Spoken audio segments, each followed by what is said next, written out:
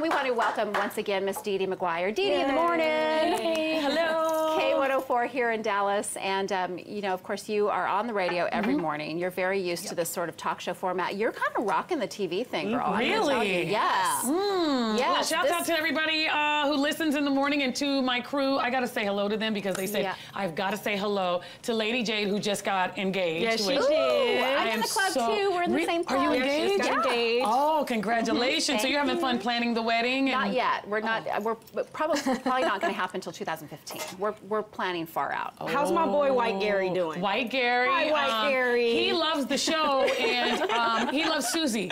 Susie's and also Michael Sean, who is a comedian who you guys have got to get on the show because he's really, really funny. He does a lot of stuff at the Addison Improv. And so shouts out to them. Here. Yes, because she's also busy in the morning and then also in the afternoon. Yes. You have another show that you do. I do. I do another syndicated radio show that's heard in about 30 cities nationwide. She's kind of a big deal. Oh my God, they said I'm kinda, not quite. Quite. You're quite a big deal. Yeah, but no, it's really, I've been doing that show for a long time, so it's a lot of fun. And doing this, ladies, thank you so much for inviting me. It really is fun. Thank you for making the time in your schedule to come and do this. Yeah. We're getting ready to drink, too. Oh, good. All right. I'm not going anywhere. 5 o'clock somewhere. Yeah, have you heard about us in the show? You guys do not drink this early. No, Hoda have nothing on us. You see that table over there? I'm just saying, stay tuned. She's not joking. Stay tuned. Okay. You know, some serious stuff going on in the South. Have you heard this storm, and we talked about it yesterday, they're saying the worst thing in 10 or 20 years, they're calling it catastrophic. 13 people are dead now. There are 500,000 people without power. It is terrifying to hear all the reports, and now it's working its way up the East Coast, and they're bracing now there for snow that they're getting this morning, and flights canceled, of course, and I always get bummed in these situations. You know, they just showed the fire truck.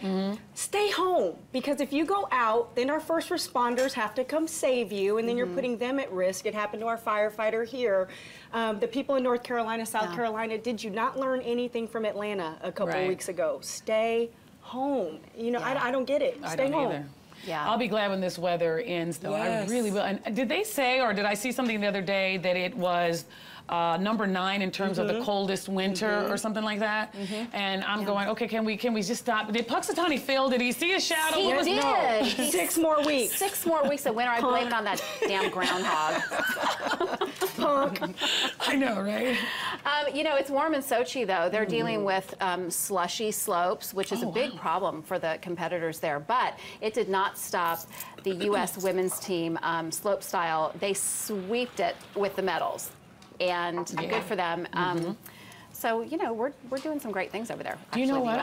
I've been obsessed with the Olympics, and I got up one morning and I saw, what is it, curling? Oh, yes. I don't know why I love that, where it's like they take this little stone and they slide it down like shuffleboard, and then they get a broom or a mop or something, and I've been obsessed with it. They always have the best outfits, too. Yes. Nobody can figure out like what is it? It is. What is it? You know what? Can we take some classes or something around here in Dallas? Let's do it. You guys, really, that would be awesome. I heard it's great for your core. I would absolutely, I wouldn't be very good. You guys should do a team, and you guys all go out there, and then you guys have brooms and the...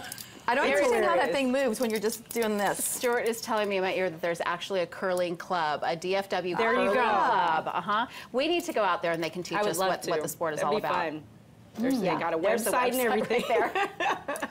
Wow, I love it. DFWcurling.com, if you were wondering, just like we were. There you go. Yeah, check it out. And we should go do that here. I would love that.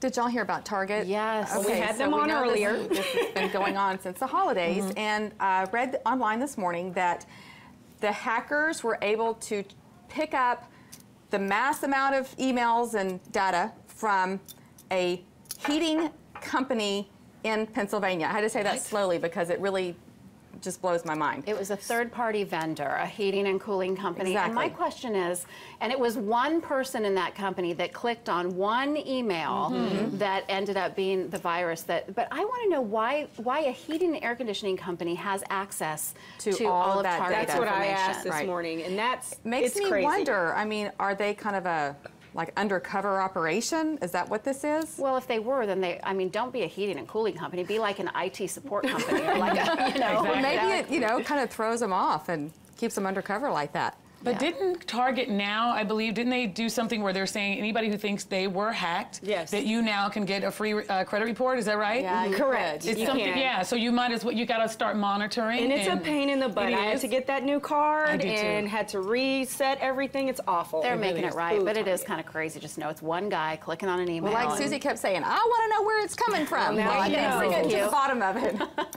Okay, coming up next as we kick off our Single Awareness Hour, sponsored by Blue Martini Lounge. We are sitting down with psychologist Julie Leventhal to talk battling those single blues on this Valentine's Day. We're back in a moment.